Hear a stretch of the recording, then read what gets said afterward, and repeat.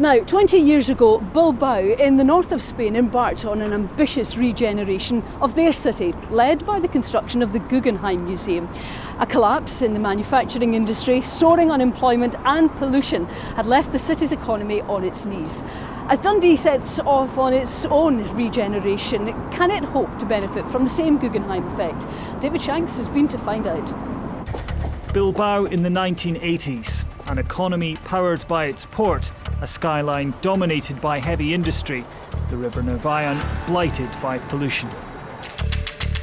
But today, after a major regeneration project, it's one of the tourism capitals of the world, with visitors drawn by this, the Guggenheim Museum.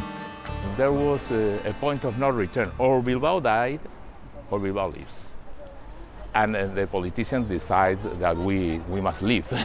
We know that the city needs something more. And when the Guggenheim opens, all change for the people. Considered by many to be American architect Frank Gehry's masterpiece, the Guggenheim is a striking construction of titanium and glass. Built just over 20 years ago, it's the crowning achievement of the city's regeneration. It gave a big regeneration and transformation to a city, not only in an artistic or cultural way, but in the urbanism, the architecture, in the rest of the city.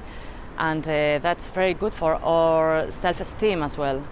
Last year alone, more than 1,300,000 people visited the Guggenheim Museum. To put that into perspective, that's 4 times the population of Bilbao. And that has a massive impact on the city, not just culturally, but crucially, economically too.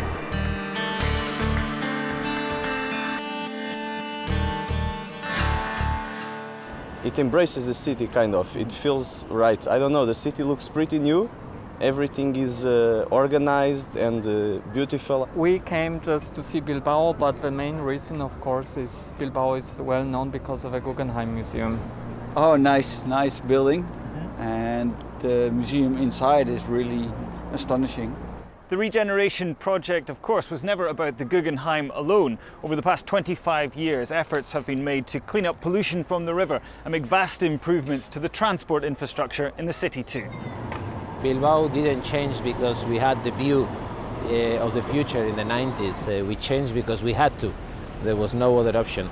Bilbao has always been a commercial and industrial city, very connected with the transformation of steel in many different kinds of goods. And the factories and the port were in the middle of the city, occupying the central part of the city and both river banks. And in fact, the city was giving the back to the river, giving the back to the waterfront. Fireworks mark the start of Bilbao's Great Festival, a tradition long predating the Guggenheim Museum. But now the crowds swell like never before, celebrating what the city has been and has become. If you ask people here about the Guggenheim effect, they'll say no, it's the Bilbao effect.